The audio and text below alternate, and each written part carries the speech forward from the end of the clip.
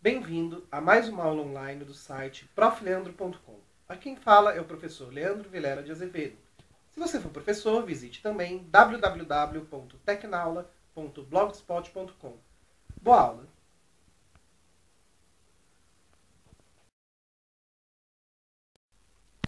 Os trade unions, ou labor unions, como eram chamados nos Estados Unidos, surgem na Inglaterra durante a Revolução Industrial.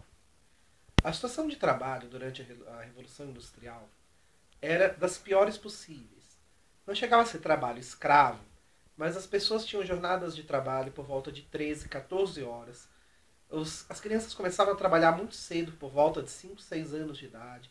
As mulheres tinham de trabalhar durante a gravidez, não existia aposentadoria, não existia praticamente nenhuma das chamadas leis trabalhistas, nada como férias, ou mesmo se você se acidentasse durante o trabalho, paciência, não trabalhou, não recebeu.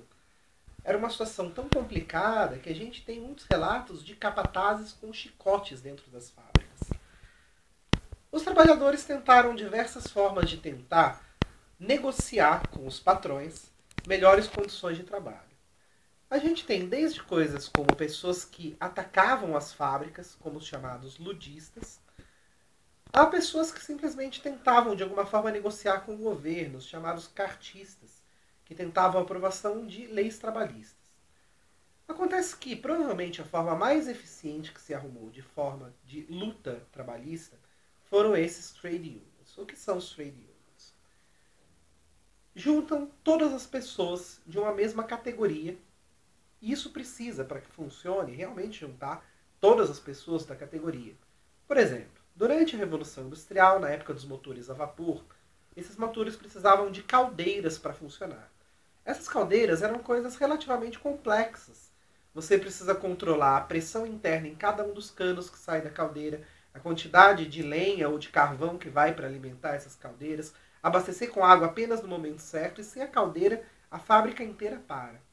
Para isso existiam os caldeireiros, pessoas que tinham essa especialização em fazer as caldeiras funcionarem. Seria equivalente hoje em dia às caldeiras como se fosse a eletricidade. Faltou luz em uma fábrica, seria equivalente na época a caldeira parar de funcionar.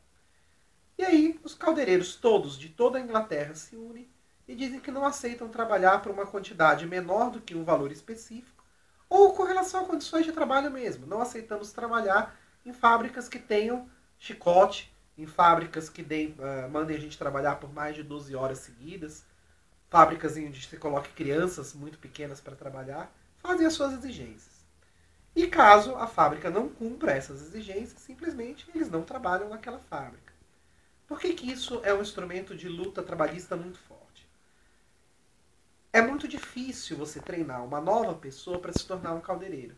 Demorava alguns meses para que as pessoas pudessem aprender aquela profissão. Se todos os caldeireiros juntos se unissem e não aceitassem trabalhar, a não ser que aquelas condições fossem cumpridas, então os donos das fábricas não seriam capazes de encontrar ninguém que fizesse aquele trabalho. Ou seja, as fábricas ficariam paradas por meses até que um novo grupo fosse treinado. Entretanto, caso as exigências fossem aceitáveis, não fosse nada absurdo, como por exemplo parar as chicotadas, era muito mais barato para o dono da fábrica aceitar aquelas exigências do que deixar a fábrica parada por meses até o treinamento de um novo grupo de pessoas.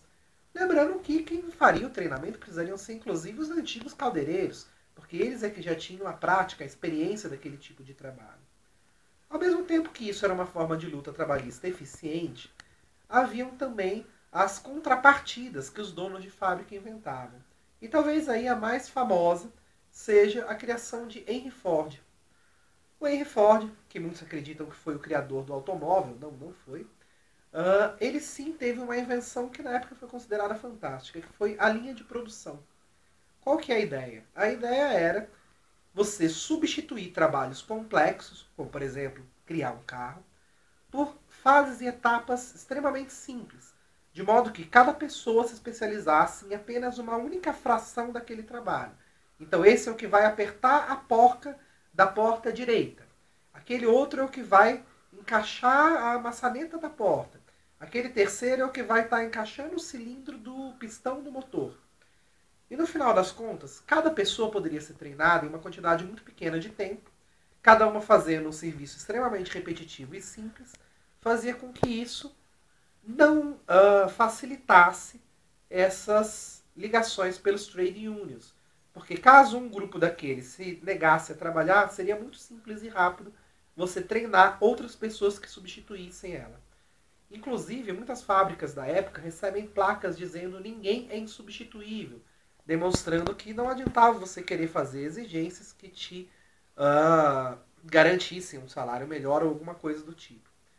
Isso vai fazer com que a longo prazo nós tenhamos faixas de salário muito diferentes para aqueles trabalhos que poderiam ser considerados especializados, em que os donos das fábricas não conseguem fazer com que aquilo tivesse um treinamento simples e rápido.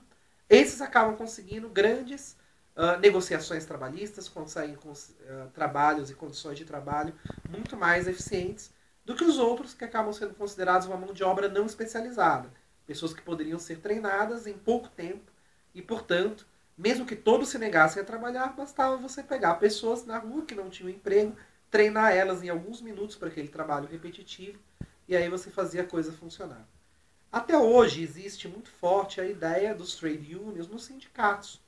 No Brasil, até hoje, no Brasil e no resto do mundo também, até hoje nós temos as negociações trabalhistas normalmente feitas através desses sindicatos. E esses sindicatos existem até hoje no intuito de também criar as chamadas greves. Os trabalhadores param de trabalhar como forma de pressão para querer algum tipo de negociação trabalhista. E aí, hoje em dia, existe uma intervenção do Estado, normalmente aqui no Brasil, que vai verificar se a greve é justa ou não. Independente disso, ela funciona como uma pressão para tentar fazer com que os trabalhadores negociem e acertem algum meio termo aí que facilite para os dois lados. Se formos imaginar hoje em dia, tivemos grandes avanços nessa área. Existe direito a férias, 13º, licença maternidade, aposentadoria, o que demonstra que os trade unions foram muito importantes para o avanço da nossa sociedade e para condições de trabalho mais humanas.